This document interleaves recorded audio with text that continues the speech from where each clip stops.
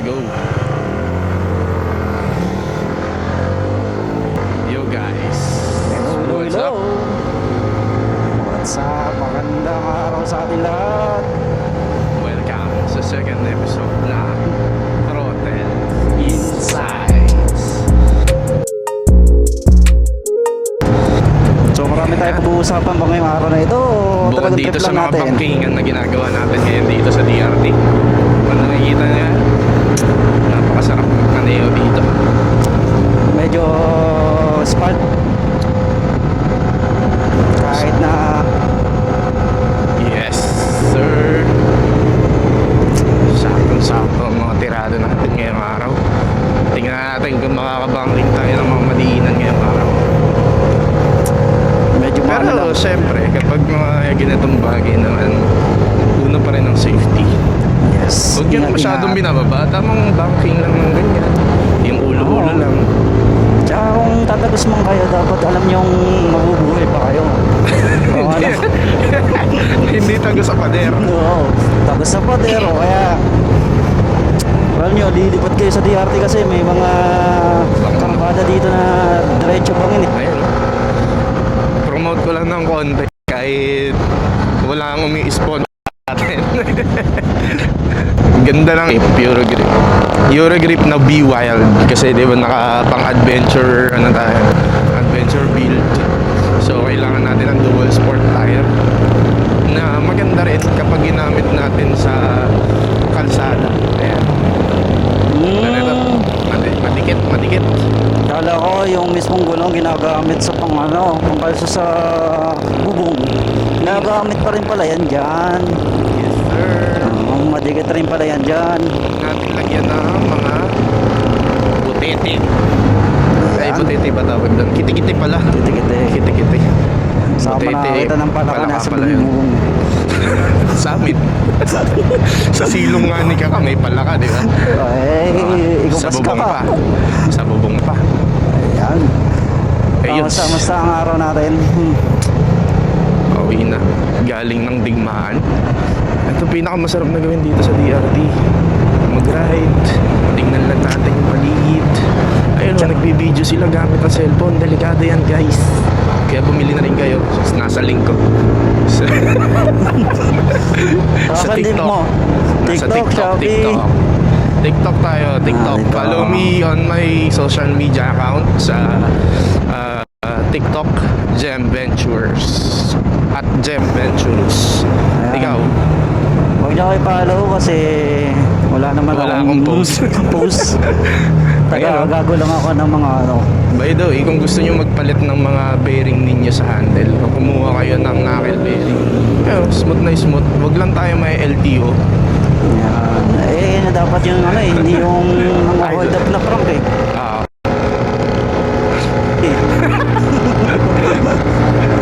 By the way, kawawa, hindi. Yung sabi na yun, kawawa din yung taxi driver. Oo. Pinagpapaliwanag, ikinuntsaba lang naman siya ng mga nagpaprank. minsan may mga bagay kasi dapat na hindi gawin ng iba eh. Baka kasi kung sakali man na kasanayan, ay pwede palang gawin nyo, magpaprank ulit ako. And baka gawin sa normal na hindi naman niya kilala talaga. Tapos maging palusot yun na, ay nakita po namin, pinayagan niya naman po na prank ng hold up eh. Bakit kami? Prank lang rin naman yun. So, Sa bagay. baka ganun rin yung thinking noong LTO kung bakit nila pinapatawa ako. Bagay. Hindi, nakakaawa lang din. So, sisihin natin yung mga vlogger na yan. Kayo talaga mga vlogger kayo, ang kukulit nyo ha. Ay, hindi naman. Medyo, Ay, di. siguro, maganda yung content, pero may mga bagay kasi dapat tayo ipapalo eh. So, baka siguro sensitive sa bawat ibang bagay or hindi natin na-iisip ng mas maayos. Kaya, ganun. Gawin naman yung content nila, totally. Wala namang magiging problem if yung talagang nakausap na nila na na driver ay hindi talaga taxi or talagang mas close nila doon. Mas okay sana yun. Yun totoo. Yung personal na lang. Personal or kamag-anak na hindi kilala Yun nga, yung personal na kakilala na lang nila. Kadugo, mga ganon. So, yun lang naman ang comment ko. Sentiments. Ang insights. sa mga nangyayari. And higit sa lahat, nakita ko yung ayun yung mga pinaka-pogi doon pogi, oh. Shout out. Napapalingon kami. Talagang hindi mo maiiwasang mapalingon. Oo. Mga ganyan pagkakataon. Kung may makakita kang tropa, ang una mong gawin, ay batiin mo. Yan tayo kasalubong. Magpopogi rin ang mga kasulubong natin ha. Ito lang din yung maganda sa ginagawa natin, no? Oh, While nagbi-video tayo na nakakapag-usap tayo about buhay. yes. Kumbaga, hindi tayo inaantok sa hindi tayo inaantok sa rides natin. Tsaka yun, nagkakaroon pa tayo ng sharing ng mga insights natin sa iba't ibang issue. Katulad nun, yung kanina, yung pinag-uusapan natin tungkol sa pinapatawag ng LTO na meron kong ibang insight, meron din akong ibang insight. So, nakikita natin both sides. Hindi naman sila mali, pero hindi Merong sila mali, tama. konti lang. Konti lang. Ayun lang. At wala naman tayo sa posisyon na yun. Pero kung ako naman na-hold upin at prank lang, dapat meron man ng Uy, oh, yung bibigay sa yun. Oo, may prank lang to. Ganun ka ano. Kasi Pero magiging... bisa naririnig ko, parang hindi mo maibuka yung bibig mo. Ano nangyayari? Teka lang ah. Mahigpit ba? Yun. Mahigpit ba yung ano mo? Yung Kinakain ko yung balaklava mo? DJI mic eh. Kaya pala. Dirok mo eh. Na-adjust ko na. Ayan, oh, ang ganda talaga ng mga kalsada dito. Huwag lang kayo matsatsambahan ng mga buhangin. buhangin. Ayan, lagi kayo mag-ingat, vigilant kayo sa mga buhangin, bato-bato, kasi minsan sumasakto sa paligo, delikado. Tsaka yan, yung mga moving objects na yan, moving targets dito. Ito rin yung pinakamagandang masasabi kong hindi kasama sa Bulacan eh. DRT eh. Kasi ito lang yung maayos yung daan eh. Wala kang masyadong makikita ng lubak. Bumayahe ka dulo sa dulo, hindi ka makakita ng lubak. Siyempre may mga daan talaga sa bundok na wala pang maayos na kalsada, pero yung mga maayos na kalsada, ma-appreciate mo talaga. And especially yung mismong mga surroundings niya. Hindi katulad sa bayan, less na yung mismo mga puno. Dito medyo taim-taim, mapapaisip ka. Banayad, no? Mapapanayan. Tsaka walang traffic. Yes. Ang ganda dito sa DRT. Yan lang Malaya akong gawin yung mga bagay-bagay. Huwag mo kayo magkakamot eh. Kaya lang ang problema kasi sa DRT, alam mo, isang akong naisip na problema sa DRT. Mga siga aso dito. Talaga. Napakasiga ng mga aso dito. Yung aso dito parang Hindi kasi parang ano sila eh, sanay sila na walang masyadong dumadaan. So, ano nangyayari, tumatawid-tawid sila. Tsaka hindi tinatali kasi aso dito. Maganda sa aso yun na hindi sila tinatali. Kaso nga lang minsan, lalo na kapag nakatira ka sa tawid kalsada, kailangan din minsan na protektado sila. Oo. Tsaka rin yung mga kambing din, minsan, ano, di ba? Naalala ko na naman yung nakwento ko. Sa DRT rin yun, syempre, kailangan rin natin tignan na pag nag-alaga ka, be responsible sa mga ano mo. Kasi baka maka-aksidente, hindi naman namin mahahabol yan. Kasi hindi naman namin matatanong yung aso, yung kambing, sino amo nyo, di ba? Ay, hindi rin namin pwede iuwi yan kasi pag inuwi namin yan, mababarangay pa kami. At hindi naman ako kumakain ng aso. Dati Diba? lang. Ay! Hoy! Nabigla. Hindi. Baka makancel tayo dun. Cut off guard. Oo. Baka tayo makakancel dun sa... Mga karbada dito. So ayun nga, pag-uusapan natin ngayong araw, isa sa pinaka common na pinag-uusapan at isinisisi sa mga nagmumotor, Ayan. ang pagiging isang Sweet potato. kamote Q. No, sarap sana ng kamote Q eh, no? Pero Nakakautot siya. So, ganun din yung mga kamote sa totoong buhay. Na kapag nakakasabay mo talaga, ang sarap ututan, no? ganun talaga. Sarap batukan eh. Minsan Eh. yung mga makukulit sulit na talagang racing ka, nakala mo lahat ng makita nila ay karera. Pero ang pagiging isang kamote ay hindi naman nakikita sa iisang ano lang, sa iisang vehicle type. Pagiging kamote ay gawain na talaga ng isang tao kahit ano pang gamit mong sasakyan. Pero halos kasi ang napapansin ay mga motor. Yes, kasi kung makikita naman natin sa statistics, di ba? Sobrang dami ng nakamotor, mas madami ang nakamotor kaysa sa mga nakasasakyan. So, mas maraming napapansin kapag mas marami kayong dumadaan. Pero mas mataas pa rin yung accident ng 4 wheels kaysa sa 2 wheels. Yes. Based sa statistics. Kaso, yun nga, kapag kasi sinabi nating 2 wheels, hindi na lang aksidente yung pinag-uusapan natin eh. Yung buhay na mismo ng tao, kung gaano kadelikado. Kasi wala ka ibang protection, helmet lang. Eh, paano kung hindi ka pa nag-helmet? Oo. Diba? Ikaw mismo, sa tingin mo, ano yung bilang di ka naman kamote, o kung kamote ka man, ano yung mismo masasabi mo na ayaw mo na makakasalubong o makakasalamuha sa kalsada na kamote din? Ako, ang ayoko sa lahat ay yung hindi nagsisignal light. Yan ang pet peeve ko, yung walang signal light or walang tail light, basta anything na hindi mo sila mapapansin, tapos biglang pepreno o di kaya biglang liliko nang walang kahit anong idea ka sa ginagawa nila. Yun yung pinaka nakakainis sa lahat, bigla ka nalang lilikuan tapos bang, kanina sayang di ba, hindi ako nakapag-record. Anong nangyari? Matigan silang maatrasan. Yung pa pala, yung mga hindi sanay bumasa ng walang alam sa batas trapiko. Halimbawa, dumiretso na yung truck na delivery truck, nasa gitna tapos naka-hazard, ibig sabihin na-atras siya pabalik kasi nga doon siya papunta sa may isang convenience store. Tapos etong dalawa, sige sila ng diretso, nag-overtake tapos pumunta doon sa likod ng truck. Wala pang busina. Tapos blind spot talaga. Blind Hindi mo spot, talaga hindi makita talaga lang. kita. Gitnang-gitna sila ng truck. So, buti may busina tayo, tumigil yung truck sa milip. Kaya nalaman nilang merong motor sa likod. Pero paano kung mag-isa siya doon? Kung walang tao. Tapos naatrasan siya. E di... Kawawa pa yung driver. Sasabihin na naman ng mga tao na mabait yung Mabait anak na ko na yun bata. Hindi naman po nag-aano yan eh. So, yun lang.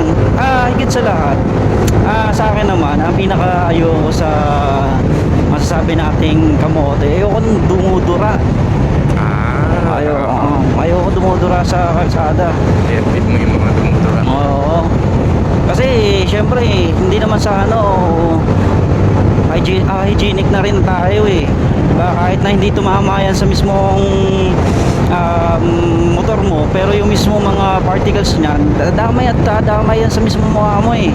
So, hindi ko na maalam kung may TB ka or may sakit ka, dadamay mo ba sa akin or yung diba? mga droplets yung mga microorganisms na sa droplets ng laway. Medyo medyo sura ako sa ganon. Yung mga ganon. Pero yung mga nagsisignal naman ng bigla-biglaan or walang signal tapos lumili ko, feel ko may kailangan sila eh. Kailangan nila ng innovation eh. Feel ko Ano magandang innovation? magandang innovation dyan. Bumili sila ng ng chinelas na hilaw. Kasi iba lang paapaan lang ang ginagamit. Baba lang ang ginagamit lalo yung mga tricycle na walang signalit eh. So ngayon ang gagawin nila kapag liliko na sila, di ba di ilaw yung chinelas nila o yung sapatos nila. Aapakan nila yung sapatos nila na yun. So kung ano man yung kulay nun, tapos iaangat nila, mapapansin natin, di ba? Pwede. Pwede. Ano natin yan? Ipapasa natin yung bilang batas pag senador na tayo. Ay, Magkaroon ng tsinelas na umiilaw para sa mga tricycle driver. tricycle driver. Hindi na sa tricycle driver, sa lahat ng taong walang signal light. Kaya, Para hindi rin hassle kasi syempre ang una talaga makikita ng tao sa daan yung mismong light eh. Ay magre-reflect sa mismong mata mo yun eh. So yun magre-register sa utak mo na okay, liliko pala siya. Pero kung kamay-kamay lang yan, At signal lang yan, hindi mapapansin agad. Isa pa sa nakakainis din na makakasabay mo kapag ganyan. Alam mo yung mga tricycle or kahit anong sasakyan na or yung truck na yung likod ay stainless na sobrang gintab. Talaga. Sa totoo lang. Kapag tumama yung ano mo doon, kapag tumama yung ilaw mo doon, balik talaga sa mata mo. Medyo dapat na pag-uusapan yung ganun eh. Kasi Delikado siya. pagkagabi, tapos medyo, syempre may mga motor, sasakyan na medyo maliwanag kasi kailangan nila malabo na siguro mata. Sabay na may sa motor nila, tricycle nila. Delikado talaga eh, yung nagre-reflect na ganun eh. Tama. Kasi yung hazard ba na binibigay nun kasi parang technically blinded ka per second lalo na kapag bigla ang yung bigla mo nakita sa kurbada. Pagliko mo meron palang tricycle na super kintab doon o kaya naman truck na super kintab ng ilalim. Babalik talaga sa ilaw. Ang sakit sa mata niya. Parang sinundo ni Lord. Ano ba ang naisip mo na pet peeve mo? Maliban sa universal signal light na meron sa Pilipinas. Ako kadalasan din naman ang pet peeve ko yung mga kapwa ko rin alam mo yung kapag sa Maynila ka nagmamaneho na sobrang traffic tapos pilit nilang isisiksik sa pinakagilid yung motor nila na kahit sila mismo kinakabahan na sa ginagawa nila, nakikita mo nanginginig na mismo yung mga kamay nila na hindi sila makasingit, pipilit talaga nila. Well, iyan naman talaga yung purpose ng iba kung bakit bumibili ng motor para mabilis makasingit. Kaso isipin mo rin yung safety mo, isipin mo rin yung safety ng ibang tao. Meron tayong mga blind spots lalo na sa mga four wheels na hindi ka talaga makikita kapag bigla ka sumingit yan. Paano kung liliko pala yan dun sa intersection? Maiipit ka nga ni sabi nga ni JB. So mas maano rin mas mainam din talaga na nagkakaroon tayo ng na ganung usapan kasi hindi naman lahat kasi aware na magkaiba ang pagpapatakbo ng motor sa probinsya. Tsaka yung driving ng mismong motor sa nagmamaneho ng four wheels, iba talaga. Mag-iba talaga. So kailangan natin. Meron ka pa bang ibang mga napapansin or mga pet peeve mo habang nagmamaneho? Siguro isa rin sa mga nakakasura yung tipong sila, wala silang side mirror tapos lingon sila ng lingon, parang yung gumaganon sila, hindi naman sa natin yes, may mga pagkakataon na angas talaga pag wala kang side mirror, pero talagang bawal siya kasi hindi mo makikita kung sino yung nasa likod mo, baka mabilis talaga, di ba? Tsaka sabihin na natin yung nagda-drive ka ng diretso, yes, nakikita mo, tumitingin ka, yung ilang segundo na hindi ka nakafocus doon sa harap mo, doon sa sinusundan mo, anytime babangga ka dyan Tsaka nakaka-irita rin siya in the way na parang masasabi mo bilang lalaki, di ba, may ego tayo sa pagdadrive. Di ba, ang angas naman na ito, lingon sa likod kung nasa likod ka niya, di ba? So masusura ka sabi, masasabihan man lang talaga ng mga sumpa ng mga Pilipino Yes, ayan yung sinasabi natin mga aso dito sa DRT na bigla talaga sila magkakaroon. Apretada yan. Sa tabi-tabi. Joke lang. Apretada, sabi ko, kinakain siguro ng mga niyan. Ulam nila. Pwede ka. Pwede ka. Ayan, yun yung mga pet peeve ko na yung dumudura, yung mga maangas naman na nagmumotor. Tsaka sa akin naman, hindi naman lahat kasi na napagtitripan yung mga motor ninyo, or sabihin natin kaya pa tayo ng design kasi kung ang trip mo mabilis, walang side mirror, walang problema, kaya lang dapat sa garahe mo lang yan kasi kung medyo delikado yan at alam mong makaka-aksidente ng iba, huwag mo nang gamitin. Tama. Diba? Tsaka yung build na yan pang show eh. Hindi naman siya pang harabas sa daan. So, kung ilalabas mo man siya, igilid mo, gumilid ka. Hindi yung talaga nakikipagkareraan ka pa. Tapos isa pa na pinaka naiinis talaga rin ako kapag nakakasabay ko. Nag-pipe ako, meron kang pipe, alam na natin yan, okay lang yan. Pero yung, alam mo yung pipe na pang New Year? Oo, yung yung tunog lata. Tunog lata, tao ko dun eh. Nakakainis siya pakinggan. No offense sa mga nakaganyan.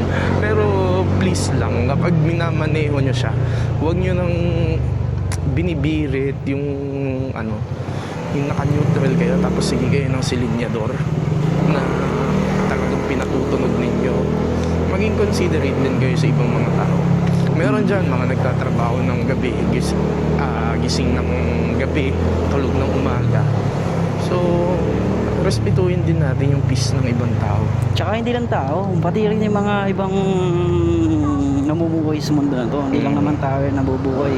Sabi nga nila pag gumawa ka ng ganon, noise pollution siya eh. So baka yung isang endangered species like ang ibon, para sila, gabi sila gumagawa tapos napakagulo mo, hindi na-distract nila. O na-distract yung nila, honeymoon nila. Di ba? Mapaka-dark nung Pero yun nga, syempre, di ba? Lang, hindi lang respeto sa tao, respeto rin sa kalikasan. Kung alam mong medyo hindi naman talaga karapat dapat na gamitin yung ganong tambucho, huwag nyo nang gamitin. Okay na mga ganyan tambucho, yung occasional lang. Yung gagamitin mo lang siya dahil okasyon, dahil merong gusto mo magingay kasi bagong taon. Yes, kasi tradition natin yun bilang Pilipino, inadapt natin yung tradition na yun. So, okay lang siya doon sa specific time na yun. Huwag mo namang araw-arawin na sige ka pa, lalo doon sa may sa atin, lalo doon sa amin kasi highway. Kapag yun talagang nadaanan ka ng isa doon, talagang rinig na rinig mo siya, binibirit talaga nila na sobra. Yung isa pa sa nakakainis, sobrang sakit sa tenga. Nakakagawa rin lang siya ng away. Mayroon akong kwento dyan eh, yung kapatid ko. Siyempre may anak na. Ngayon, natutulog yung anak. Kabilang rin kami ng kalsada. So, yung isang parang malayong pinsan namin nag-testing ng motor niya, gulo-gulo. Siyempre, matutulog rin yung kapatid ko kasi nga panggabi siya. Okay. So, kailangan rin niya magpahinga. Hindi rin, kung okay lang pag isang beses mo lang siya dumaan pero paulit-ulit. Yun, nilabas niya na may gulo. So, ganun, magiging cause talaga siya ng away eh. So, di ba? Hindi naman sa... Yun nga yung sinasabi natin. Hindi natin sinasabing tama yung ginawa. Pero yung thought pa lang, nung una pa lang, na sana hindi kayo ganun para wala ding ibang napoprovoke. Kadalasan naman kasi sa mga ganyan, yan yung mga taong sobrang provoke na nila eh. Yung punong-puno na. Tapos may mga kapitbahay ka talaga na buti na lang yung motor niya hindi masyadong magulo.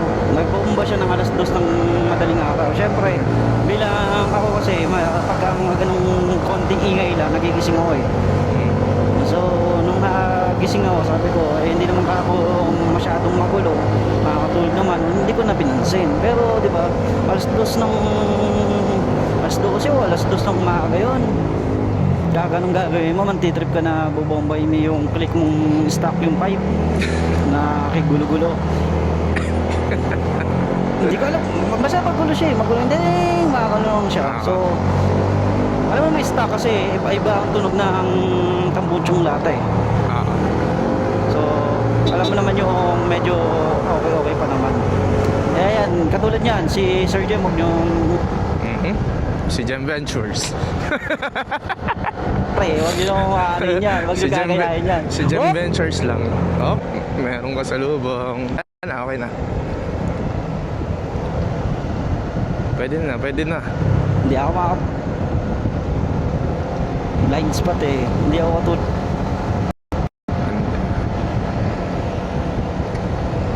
Hindi naman. Sakto lang. Ayan, overtake na. Okay. So, ito lang din yung kagandahan. Maiba tayo ng konti no? Sa intercom.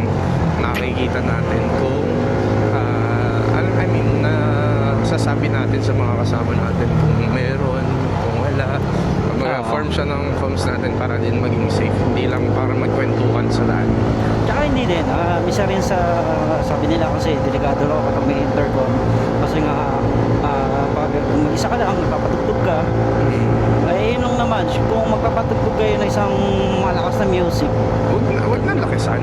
diba? Kung ba, yung saktong tunog lang na magiging aware ka pa din sa paligid mo. Huwag nyo nung pagkatodo-todohan na makasagasa ka ng aso, edi umiyak yung aso, hindi mo narinig. yun lang. So, diba? Sino kaya yun? Ay, hindi ko na sinasabi na hindi takbo. Sino ba? Napakabibilis na ha. 90 kayo magpatakbo ha. Tigilan nyo yan. Hindi kayo takbo namin ngayon. 60 lang. Pababa pa. 62. Ano sa akin? Ikaw. Kung ba mamiliin ka? Yung motor ba na luma, medyo May traffic. pangit, pero pupunta ka kung saan mo gustong pumunta. Pero yung medyo maangas na motor, formado, pero panggarahe lang talaga. Kaya ko. Kung ako ang tatanungin sa ganyan bagay, based on my English, based sa mga gusto kong gawin, syempre, doon ako dadalhin ako kahit saan ko gusto. Kasi, wala, yun, doon tayo mahilig yun yung gusto natin, yung adventure ng pagmumotor, yung adventure na mga pupuntahan natin. So, ang pangit naman na, yes, nagmotor ka nga.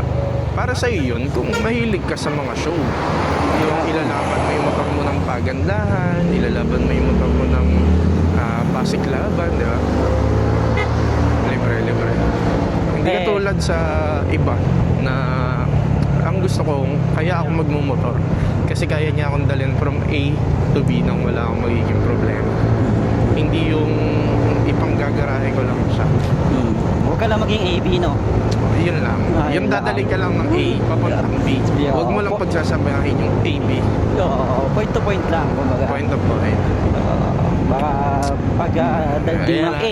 Isa pa dyan na hindi na natin ginagamit yung term na yun na ang ginagamit na natin kapag sa mayroong mga taong may kapansanan ay persons. Wala ka pinupunto kasi ikaw naman, masyado ka kasi Ayan ang sinasabi ko, natutulog siya. Natutulog ka lang. Natutulog siya. Hindi naghahanda na yun. AB. Ibig sabihin, ang sinasabi na natin sa kanila ay mga persons with special needs. Huwag natin gagamitin yung mga ganung bagay para ipanlahin sa tao. Maging inclusive na tayo. Inclusive. Include natin sila sa lahat. Actually, yung mga taong ganyan, yung with special needs, di ba? Ang layo ng talo ng usapan natin. Kaya nga throttle insights to kasi yung paligid-ligid ng buhay natin, iniikot natin. Yung mga taong may special needs, isa yan sa pinakamagagaling na tao. Basta gusto nilang pag-focusan yung isang bagay, mag-e-excel talaga sila doon. Na ipapakita nilang kaya talaga nila. Oo, tsaka may mga ganyan, more on, hindi sila physically fit, pero cognitively, yung mga academic, meron silang ganun At halos sa arts sila nakapost. Yes, Arts, music, yan, yung mga yan. So, hindi naman inaano natin, pero may mga tao talaga na may mga ganong senaryo na napakagaling nila. At yung yung focus nila, hindi katulad ng atin kasi sa atin pag may isang bagay lang tayo, di ba, madidistract tayo. Tapos hindi na pala natin alam na yun pala dapat ang una natin gagawin. Yes, bilang isang taong nag-iisip na meron siyang ADHD, napakahirap mag-focus talaga sa isang bagay. Then, ganyan, ako kasi ganyan ako kapag meron ako isang bagay na kailangan gawin, hindi ako makakapag-focus hanggat hindi pa malapit sa deadline. Alam mo yan? Hanggat hindi pa malapit sa deadline. So, hindi ko rin alam Pero yan yung problema ko. Kahit gusto ko siyang gagawin ko siya. Then ilang minuto lang, ilang oras lang, mawawala na yung focus ko dyan. Hindi ko rin siya matatapos. So mas ginagawa ko na siya ng yung medyo malapit para nandoon yung may tawag sa ganun adrenaline. Nandun yung adrenaline mo para gumawa, tapusin siya ng isang harapan. Yun yung nangyayari sa akin. Regarding naman sa ganyang mga trabaho, ako naman medyo iba ako kasi ako ayoko nang may kausap pag magtatrabaho. Ayoko rin magulo. Kaya madalas pag ako nagtatrabaho, medyo tahimik dapat. O kaya ako magulo. Ikaw ang magulo mismo. Oo, ako mismo ang magulo. Makikita mo yan kapag naguguluhan na siya sa ginagawa niya. Wala ka na maiintindihan sinasabi niya. Kasi iba-iba na yung iba-iba na yung focus ko. Ganon. Pero ayun nga, medyo tayo doon sa part na yun. Medyo kailangan rin natin mag-improve. Well, ang buhay naman talaga nating mga tao ay makakuha ng improvements araw-araw sa kung ano man yung ginagawa natin. Sabi nga sino ba naman tao ang naging magaling na hindi pa nagkamali? Pero meron mga tao na nagkamali na hindi pa rin natututo. Magaling pa rin. Ngayon nga. So maiba tayo. Baka tayo magreklamo na kung ano yung nangyari sa trabaho natin Tap. So ngayon, bilang nandun tayo sa punto ng pag-uusap sa ang sinasabi nating kalsada, meron tayong motor, magamit tayo ng preno. Alam natin kapag kailan tayo gagamit ng preno. Alam natin kung kailan natin ililiko ang isang bagay, di ba? So ngayon, bilang nasa buhay na tayo, kailan mo ihinto ang buhay mo? Uy. Mali. Parang gusto mo ihinto ko buhay ko. Mali yata, mali. Isa pa. Kailan mo naisip na magpahinga?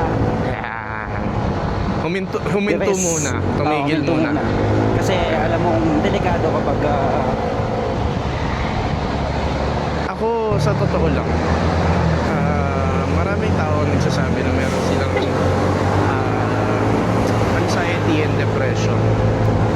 Good thing sa akin, ito, alam mo to dahil ikaw pa yung may hawak ng school nung nagpunta ako, na hindi ko alam na diagnosed ako with mild depression. Mild pa lang naman siya. So, hindi pa naman siya fully developed. Kumbaga, unti-unti na siyang lumalabas. Na sabi ko, hindi pala siya, hindi mo pala talaga siya malalaman.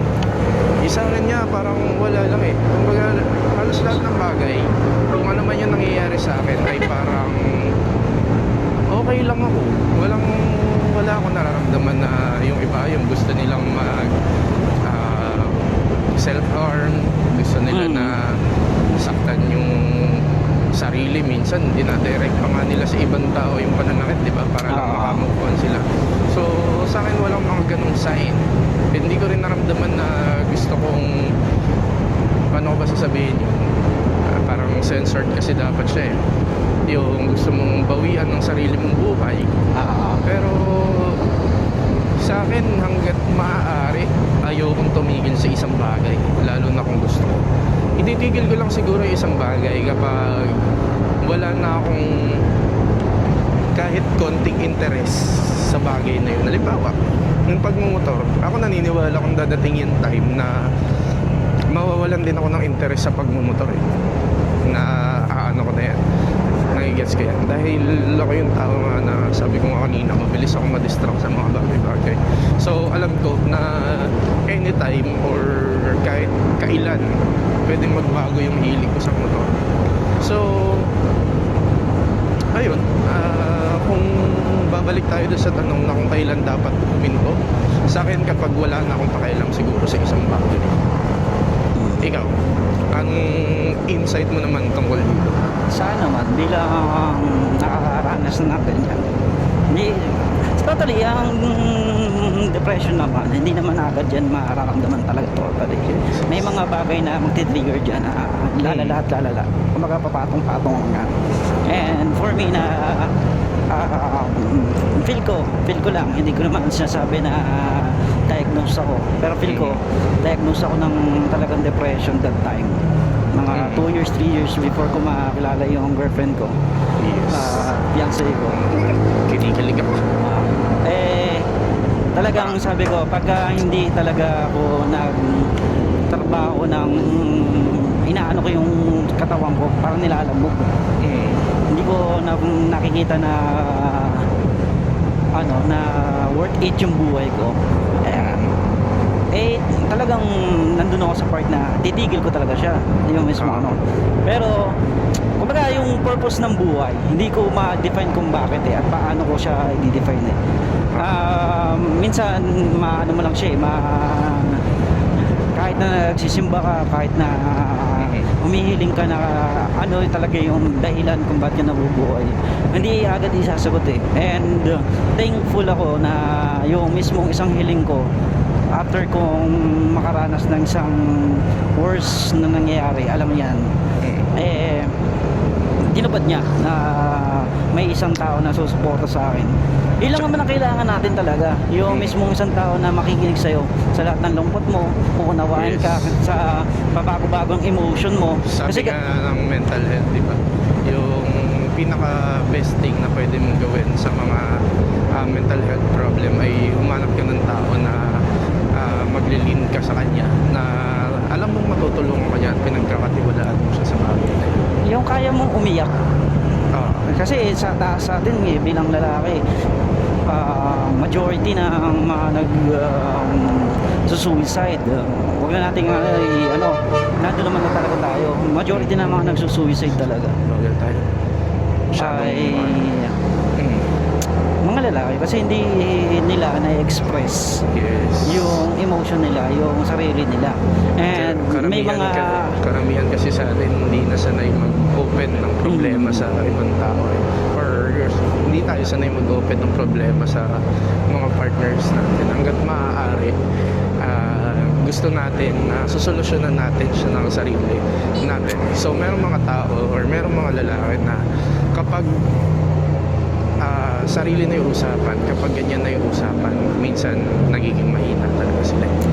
Tsaka higit sa lahat mga kababaihan, wag nyong tayo may bilang lalaki kasi sa tingin nila yung mismong nararamdaman natin ay normal lang kasi sila iba yung emotion nila, iba yung take nila ng emotion pabago-bago sa atin kasi iba hindi siya babago, nagpi-fix siya talaga. Tumatagal siya ng medyo matagal talaga sa utak natin. So sabi ko nga, bilang tayo ay naranas ng gano'n, isa sa mga paraan talaga ay maging physically fit. Seryoso yun, physically fit, and hindi iwas tayo sa sugar. Ayun, kasi yung sugar na yan pag kinain natin yan, hindi ko sinabing yung rice sugar, sabi ko. Wala yung rice naman kasi ay pag nag-dissolve na yan overnight, magta-turn din yan ng sugar. Pero yun talaga kasi naturally. Pero yung mga sugar na talagang candy, yung mga ganon, yung sugar na synthetic, yung mga refined, yun yung delikado. Kasi nagkukos siya parang nagtitrigger mismo yung mismong overthink mo di ba? Meron tayong 10 PM thoughts. Di ba? Mag-sugar ka ng pagkatapos mo, mag-snack ka ng gabi 8, tapos titrigger yung 10 PM thought mo. So doon siya nangyayari. Kaya sabi ko nga, higit sa lahat, kailangan natin maging bodily fit. Ako, naamin ko sa sarili ko, isa sa goal ko this year, hindi man lumit ang tiyan ko, maging bodily fit ako.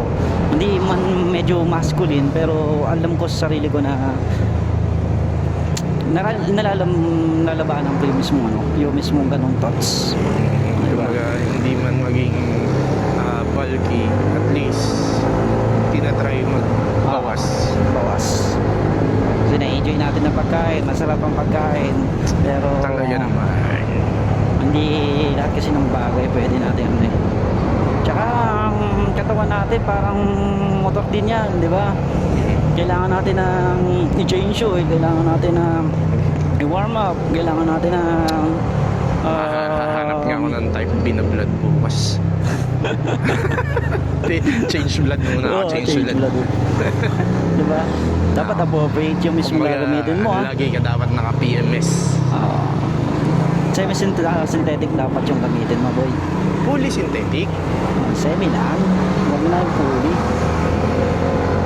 Eh, maganda sa makina yung fully synthetic. Ganun lang. Parang bilang advice ko lang rin sa mga makikinig at nakikinig at mga napadaan. Maging tayo. Nasa era na tayo na dapat physically fit. Sabi nga ni Morty, physically fit, physically fit, physical. Si Ikaw? Morty ba yun? Si King Julian ata yan. Si King Julian. Hindi ko alam yung reference eh. Sorry. Ano ba yan? Parang hindi naging bata. Madagascar.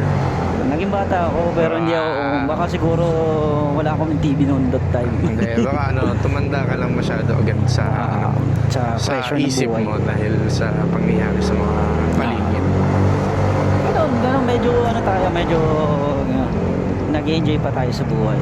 Taka, ito nga sinasabi nila, di ba? Kapag ba nagmumotor ka, umaalis ka ba sa realidad or nababawasan ba yung mismong problema mo? Ayan, magandang question yan eh. Papasok natin yung question na yan. Pag Okay. nagmumotor ka, umaalis ka ba sa realidad o talagang nababawasan lang yung mismong problema mo? Ako, hindi. Actually, kapag ako ay nagmumotor, ang nakikita ko or ang iniisip ko kapag ako ay nagmumotor, yung mismong problema. Kasi ito yung pinaka-peace na ginagawa ko eh. Kumbaga, yung utak ko ay kapag nagmumotor ako nasa peace mode. So, ibig ko sabihin, dito ko siguro makukuha yung pinakamagandang reaksyon ng utak ko sa isang bagay. Kasi kung gagawin ko siya ng sobrang tahimik or wala akong ibang ginagawa, feeling ko hindi best yung magagawa kong anong tawag dito, hindi best yung magagawa kong solusyon sa isang problema. So, ang pagmumotor para sa akin, hindi naman siya pagtakas eh. Ito yung ginagamit ko mismo para sa solusyon sa kung ano man yung iniisip. Para malis yung mga problem na Kumbaga, ito yung time na kapag nagmumotor kasi ako or long ride, sabihin natin, ito yung pagpunta natin sa mga peaceful na lugar. Hindi tayo nagmumotor para ma-stress tayo sa traffic, para ma-stress tayo sa isang bagay. Yes, ganun din naman ang buhay. Dadaan ka sa mga minor traffics ng buhay, babagal ka ng konti, pero after nun, kapag nandoon ka na sa destination mo, ang sarap niya na eh, di ba? Ang ganda ng mabuhay dun sa destination mo na yan. Ikaw, sa mo? Ginagawa mo ba siyang escape o mas katulad nun sa akin, ginagawa mong mas mas time para solusyonan yung problema? Para sa akin, lang eh. Hindi naman tayo mawawala sa realidad ng buhay. So, ako kasi pag nagdadrive ako, if ever na, syempre, meron tayong mga focus sa tiniisip. Ang pinakamasarap kasi sa pagmumotor, hindi lang yung nakaka-drive ka. Kasi, na-open rin yung mismong mind mo sa, sa iniisip mo eh. Pero huwag mong makaka-apekto yung mismong emotion na yun. Kasi baka naman, sobrang pag-drive mo, ayun yung naiisip mo na solusyon, baka negative yung solusyon na yun. Diba? So, kailangan talaga pag magmumotor ka, hindi kasama yung emotion na yun, lalo mabigat yung emotion. Nakakasan ko yan, alam mo yan. Na mabigat yung emotion ko, umuwi ako ng bahay, 2 hours ang biyahe. So, for me, mali yun. Ginawang ilang oras lang? Ginawa ko lang sa parang isang oras lang ata yun. Takbong 100. So, Takbong walwal. Hindi ka lasing nun. Medyo mabigat yung mo lang. Mabigat lang ang iniisip. Mabigat lang iniisip. So, yes, makakatulong siya kung magaang yung mga problema na iniisip mo. Pero kapag mabigat, hindi siya hindi siya appropriate na gamitin din. Hindi ka ganun matignan yung isang bagay. Oo. Hindi mo pwedeng pagsabayin yung dalawang Yes. bagay na ginagawa mo. Hindi mabigat. Okay lang sa akin na magmotor ako na hindi mabigat yung mga normal na problema lang na kaya kong solusyonan din, pero mas masarap solusyonan siya habang nag-drive. Pero kapag mabigat na siya, talagang nakapekto na sa emotion ko. Medyo delikado tayo doon. Tapos hindi naman natin masasabi na nakaka-escape tayo sa reality. Maka-escape tayo sa reality kung yung yung pupuntahan natin ay isang bakasyon, yun. Pero kung pupunta ka rin sa trabaho mo, hindi escape ng reality yun eh. Di ba? Maka-escape ka, ilang minuto lang, ilang segundo lang. Lalo na kung ang tingin mo sa kung ang tingin mo sa workplace mo ay hindi maganda. So, mahirap yun. Pero Mahirap yun. kung sa workplace mo, okay ka, okay yung mga kasama mo, okay kayong magkakaibigan dun mismo, walang problema sa trabaho. Minsan yun lang naman ang pangit sa trabaho. Minsan okay ang sahod, okay ang mga benepisyo, pero kapag lumagpak yung isa sa mga tao doon, meron kang isang mga away, sabihin natin, tapos wala kang motivation para pumasok doon sa trabaho mo yun kasi ayaw mo makita yung isang tao. Yun ang nagpapabigat siguro sa isang tao. Tsaka hindi rin magiging productive eh. Walang collaboration na mangyayari. Papasok ka lang. Sabi nga, Tapos, two heads are better than one. yung isang head, walang Walang laman. wala tayong magagawa.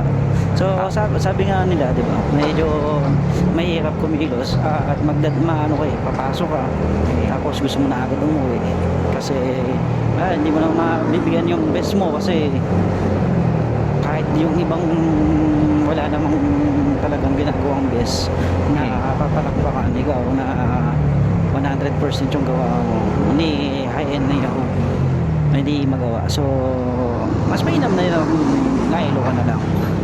Ganon.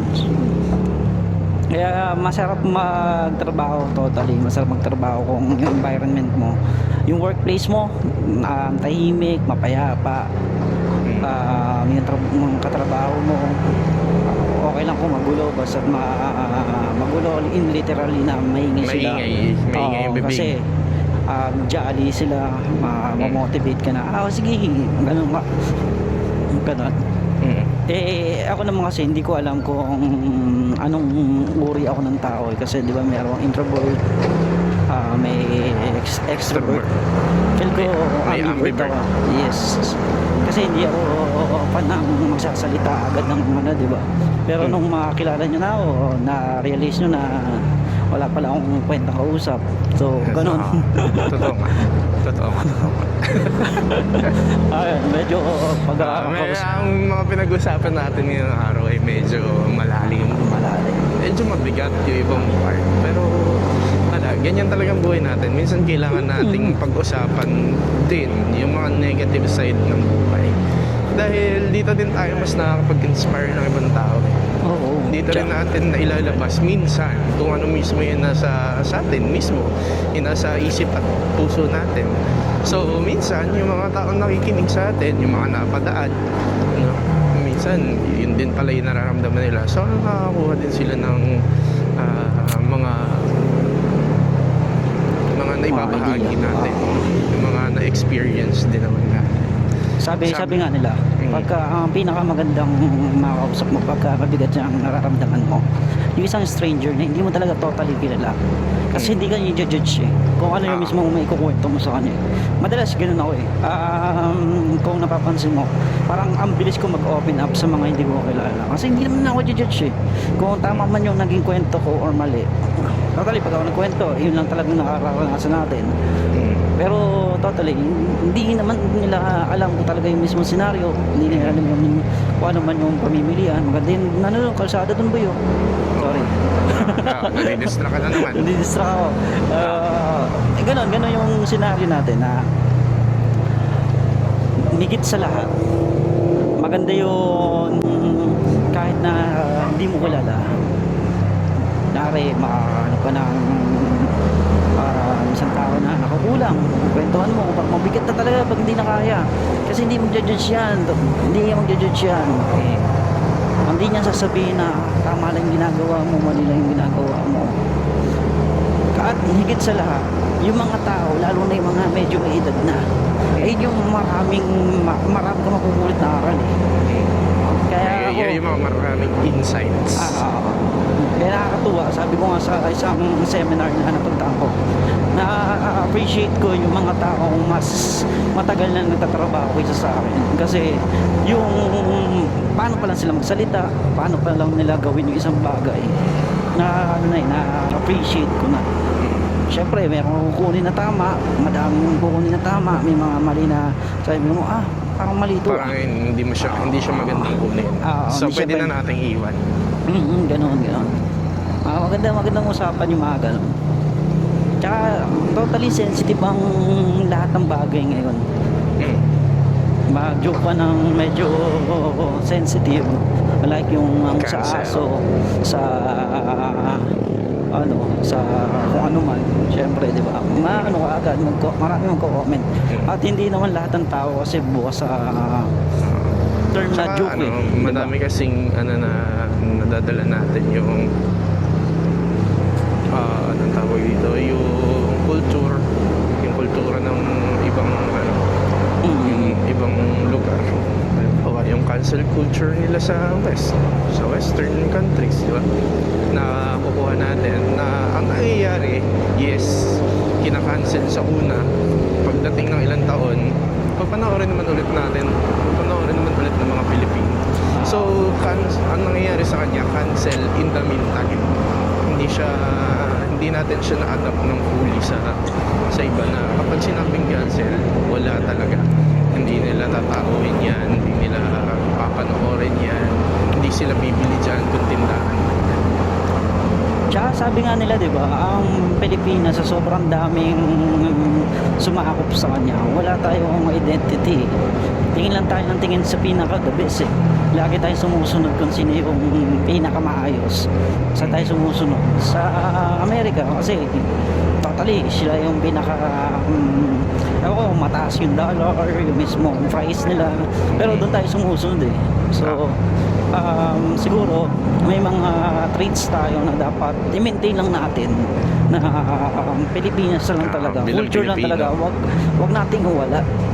Kung may nakikita naman tayo ng pagkakamali at nabago na yun ng ibang bansa, kuhain natin, adapt natin. Pero same lang rin na lang, Pilipinas at Amerika, the best magbumoto ng presidente.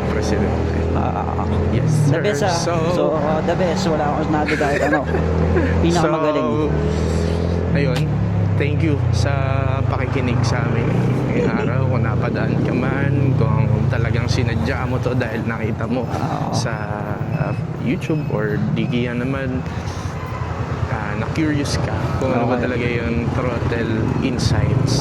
Tsaka kung kaya gusto mong patulog ng bata, pakinggan mo ng bata dito, yung baby, parang hindi diba? pwede. Hindi, ganun ginagawa ko sa pamangking ko Baka iba ang matutunan. Yung mga pamangking ko na hindi pa nagsasalita, pinapakinggan yung mga vlog na motor-motor lang. Sabi ko, yan medyo boring to Papakanood ko nga sa bata para makatulog. Pampatulog lang Pampatulog lang pala. Ayun lang, ito ang Throttle Insights, wherein we discuss things under the sun. Yes. So, paano? Hanggang sa susunod na ride? Ride safe. Higit sa lahat, ang panahon at ang buhay ay same lang. Ang pagmamaneho ay same lang. So, mag-enjoy lang tayo. Higit sa lahat. Kung malungkot ka, manood ka lang. Huwag lang ibang Yes, bagay. sir. So, Jam Ventures here. Peace out. Peace out. So, Isa pa. Take to take. Jam Ventures here. Tiny rides. Peace out. Peace out.